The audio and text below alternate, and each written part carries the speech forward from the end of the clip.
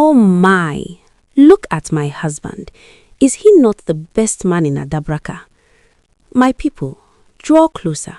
Come and sit well, because the story I'm about to tell you is not for small ears.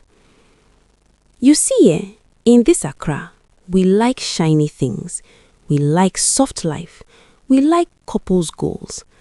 But let me tell you this for free. Some marriages are not goals. They are crime scenes. Wow, look at that dress. They look so happy together, don't they? Yes. Now, in Adebraka Zongo, if you wanted to talk about a lucky woman, you mentioned Grace Mensah. Grace was beautiful in a quiet way. Not loud, not flashy. Skin always glowing like she drank coconut water for a living. And her husband? Daniel Mensah. Daniel was a public relations miracle. In the market, he held Grace's hand like it was glass. At church, he carried her Bible. At weddings, he whispered into her ear and laughed softly. Women used to nudge each other and say, "God when, see how Daniel treats Grace like egg." But my people, eggs break easily. The moment the iron gate closed behind them, Daniel changed. The man who smiled outside became something else entirely. If the soup was too salty, slap. If the water was too warm, slap. If Grace spoke when he didn't ask, silence, then violence. Who do you think you are?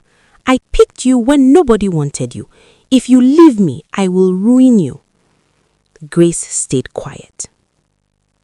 Why? Because Grace was raised by an aunt who reminded her daily, be grateful any man married you. So she endured, covered bruises with powder, covered fear with smiles. And while she was surviving in silence, another woman was watching. Her name was Vanessa. Vanessa. Vanessa was not just a husband snatcher, she was intentional.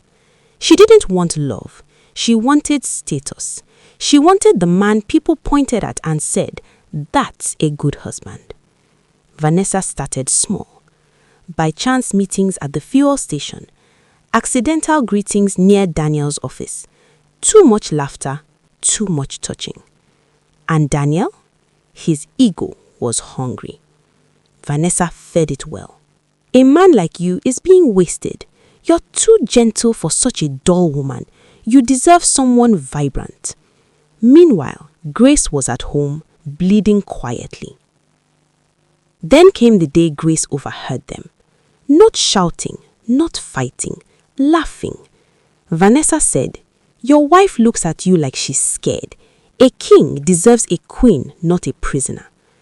Daniel laughed and replied, "She's grateful I married her.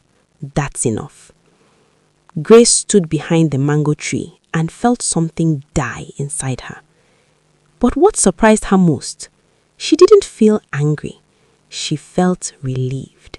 Because in that moment, Grace realized something powerful.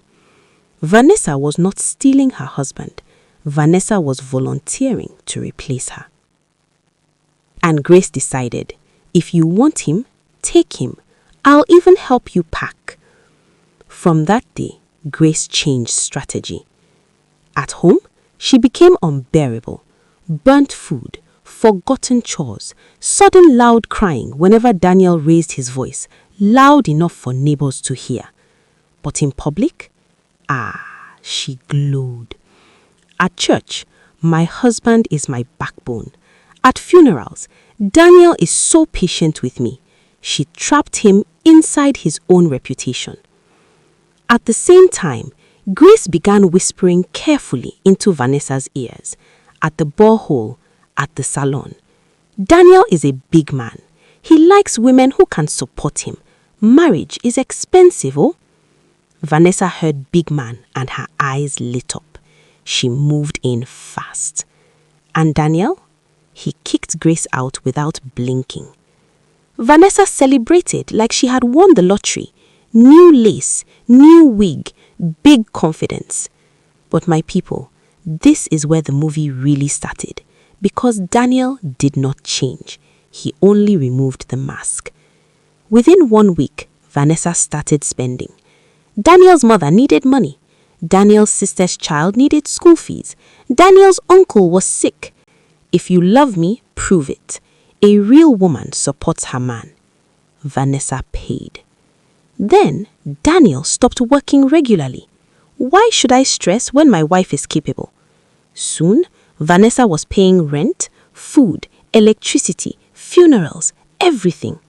But the worst part? The insult started. The slap started. The same belt, the same threats. Vanessa cried and asked, "Why are you treating me like this?" Daniel laughed and said, "You wanted this house so badly. Enjoy it." She wanted to leave, but now she was broke, isolated, ashamed. And far away in Medina, in a small room with peace and quiet, Grace slept peacefully for the first time in years. No shouting, no fear, no pretending.